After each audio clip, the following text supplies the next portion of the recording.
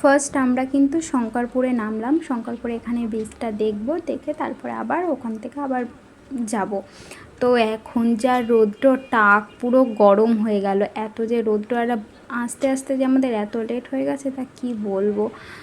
তো এখন দেখো এখানে কিন্তু একটা লোকও দেখা যাচ্ছে না, পুরো চারিদিক পুরো ফাঁকা, পুরো ফাঁকা।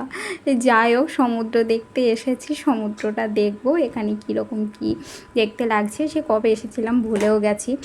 তো এখানে আগে দেখো পুরো দোকান টোকানে কোনো লোক নেই, পুরো চারিদিকে পুরো ফাঁকা রয়েছে। তো যাই হোক, আমরা এগিয়ে যাচ্ছি সমুদ্রের দিকে। দেখতে যে এত সুন্দর লাগছিল না এখানে। তো এখানে অনেকক্ষণই আমরা এখানে ছিলাম, আর এখানে কিন্তু অনেকটা অনেক ফটো তুলেছি।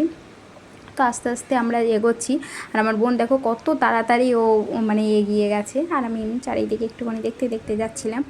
যাই হোক, তোমাদের কেমন লাগছে, তোমাদের কেমন মানে ভিডিওগুলো কীরকম দেখে অনুভূতি হচ্ছে অবশ্যই জানিও কমেন্ট করে। আমি তো মানে গিয়েছি, আমার তো খুবই ভালো লাগছে। মানে মানে ভালো লাগাটা আমি হয়তো মুখেও প্রকাশ করতে পারবো না, এতটা ভালো